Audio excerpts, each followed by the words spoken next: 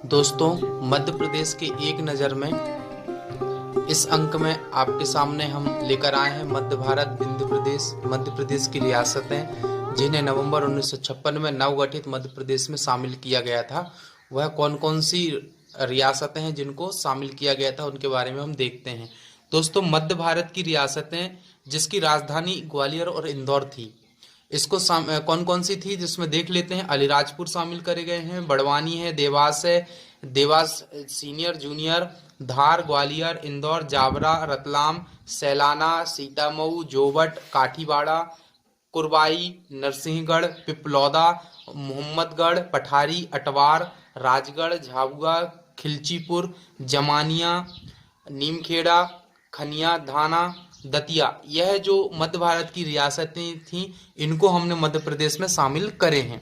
दोस्तों, फिर विंध्य प्रदेश की रियासतें कौन कौन थी। विंध्य प्रदेश की रियासतों की राजधानी थी रीवा। विंध्य प्रदेश की रियासत की राजधानी कौन सी थी? रीवा थी। ये भी हमको याद रखने वाली बात है। रीवा, अजयगढ़, बरौंधा, छतरपुर, चरखापुर, बिजावर, दतिया, मैहर, नागौद, नैगावन, पहाड़ा, पालदेव, नयागांव, बांका, ओरछा, पन्ना, भैंसुदा, गरौली, गौरीहार, कामता, रजोला, जासो, खनियाधाना, कोठी, बेहाद, बिजना, धुरवाई, गौरीहर, सोहावल, तरावो, बावनी, समथर, बांका, बेटी, जिगनी, लुगासी, सरीला, टोरी, फतेहपुर, अलीपुर, सेवाई, नौगांव। यह विंध्य प्रदेश की रियासतें थी दोस्तों, इनको शामिल किया गया। और अन्य रियासतें जो थी, उनको कौन कौन सी अन्य रियासतें थी जिनको शामिल की गई मध्य प्रदेश में?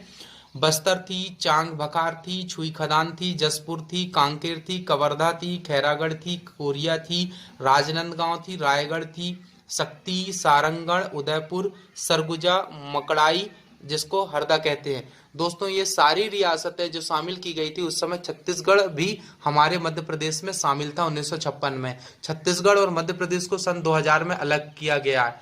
दोस्तों, मध्य प्रदेश के हम इतिहास के बारे में समझने का प्रयास करें, थोड़ा सा देखें कि हमारा मध्य प्रदेश का इतिहास कहाँ से प्राप्त होता है। यह बहुत ही महत्वपूर्ण जानकारी है दोस्तों, इसको हर एग्जाम के लिए आप गौर से ध्यान से सुनेंगे। यह वर्ग 1, वर्ग 2, वर्ग 3 ही नहीं, एमपीपीएससी के लिए भी महत्वपूर्ण जानकारी। दोस्तों, भूवैज्ञानिक दृष्टि से मध्य प्रदेश सर्वाधिक प्राचीनतम गोंडवाना लैंड का भाग है। किसका भाग है दोस्तों? भूवैज्ञानिक दृष्टि से मध्य प्रदेश प्राचीनतम गोंडवाना लैंड जिसको भुला दिया गया है भारत में। गोंडवाना लैंड भारत का एक भाग है। मध्य प्रदेश के पश्चिमी भाग में दक्कन ट्रैप की चट्टानें और पूर्वी भाग में विंध्य शैल समूह स्थित है। कौन कौन सी है दोस्तों? मध्य प्रदेश के पश्चिमी भाग में दक्कन ट्रैप की चट्टानें और पूर्वी भाग में विंध्य शैल समूह है। मध्य प्रदेश का इतिहास प्राग ऐतिहासिक काल से आरंभ होता है। कौन से काल से होता है दोस्तों? यह एमपीपीएससी में पूछा गया क्वेश्चन है कि मध्य प्रदेश का इतिहास कौन से काल से चालू हुआ है दोस्तों? प्राग ऐतिहासिक काल। प्राग ऐतिहासिक काल के अवशेष मध्य प्रदेश में रायसेन जिले में स्थित भीमबेटका, जो कि यूनेस्को ने इसको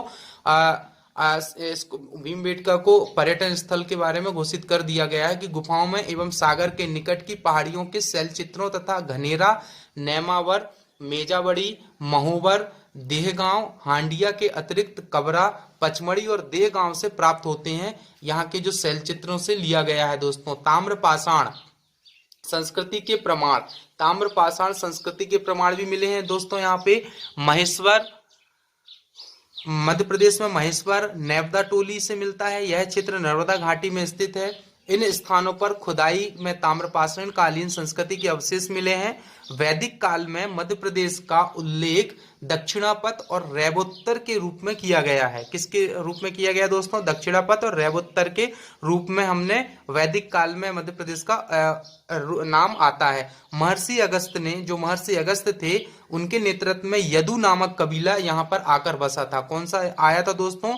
यदु नामक कबीला कहाँ पर आके बसा था? यह नर्मदा नदी के किनारे बसा हुआ था। ऐतरेय ब्राह्मण के अनुसार विश्वामित्र के श्राप से शापित 50 पुत्र भी यहाँ आ गए। हैहय वंशी राजा महिष्मत, हैहय वंश का कौन सा राजा था? महिष्मत था, ने यहाँ नर्मदा नदी के तट पर महिष्मती नामक नगर को बसाया था। महिष्मती नामक नगर को किसने बसाया था?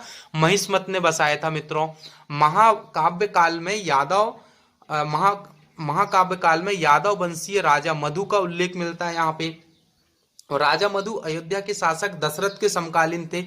अयोध्या के राजा दशरथ के समकालीन थे। रामायण में मध्य प्रदेश के दंडकारण्य महावन है और महाकांतर के घने वनों का उल्लेख यहाँ पर मिलता है दोस्तों। महाभारत के युद्ध में बतन, काशी, चेदी, कारूस और दसाण आदि मध्य प्रदेश के क्षेत्रों का उल्लेख मिलता है। कौन कौन से दोस्तों? युद्ध में बतन, काशी, चेदी, कारूस, दसाण आदि के क्षेत्रों का उल्लेख हमको यहाँ पे मिलता है। महाजनपद युग में 16 महाजनपदों में कौन कौन सी थी? अवंतिका महाजनपद, वर्तमान में जिसको हम उज्जैन कहते हैं, का उल्लेख हमको यहाँ से मिलता है दोस्तों। यह महाजनपद इतना विशाल था कि इसकी 2 राजधानियां थी, उत्तर अवंतिका उज्जैन और दक्षिण अवंतिका जिसको महिष्मती नाम से जानते थे दोस्तों। मौर्यकालीन सभ्यता के अवशेष अशोक के गुर्जरा जिला दतिया अभिलेख के रूप में मिलता है। मौर्य शासक मौर्यकालीन अशोक के गुर्जरा अभिलेख जिला दतिया अभिलेख के रूप में यहाँ पर मिलता है दोस्तों। गुर्जरा अभिलेख मस्की के पश्चात अशोक का दूसरा अभिलेख है। मस्की का प्रथम अभिलेख था और दूसरा मस्की जिसमें अशोक के नाम का प्रयोग हुआ था। इसके अतिरिक्त जबलपुर जिले के रूपनाथ शिलालेख में अशोक की धार्मिक तथा प्रशासनिक नीति का वर्णन भी लिखा हुआ है दोस्तों। अशोक ने सांची के स्तूपों का निर्माण करवाया। विदिशा के व्यापारी की पुत्री श्रीदेवी से विवाह किया। श्रीदेवी को वैदेशी के नाम से भी जाना जाता था, जिसके नाम पर वर्तमान में विदिशा शहर बसा हुआ है दोस्तों। शुंग काल में पुष्यमित्र शुंग ने विदिशा को अपनी राजधानी बनाया और सांची के स्तूप की रेलिंग बनवाई तथा सातवाहनों ने तोरण द्वार बनवाए 200 ईसा पूर्व में। दोस्तों तो यह थे हमारे मध्य प्रदेश का प्राचीन इतिहास जिसको हमने जाना, और यह जो जानकारी है दोस्तों अपने मित्रों के साथ शेयर करें, ज़्यादा से ज़्यादा लाइक करें, शेयर करें, सब्सक्राइब करें। और मेरी बातों को आपने ध्यान पूर्वक सुना। मैं आपके अंदर बैठे परमात्मा को प्रणाम करता हूं। मेरा प्रणाम स्वीकार करें। धन्यवाद। मेरे प्रिय आत्मा, सत्य की खोज में या परमात्मा की खोज में स्वतंत्रता पहली शर्त है। इस संबंध में कल मैंने आपसे थोड़ी बातें कही, लेकिन स्वतंत्रता चिल्लाने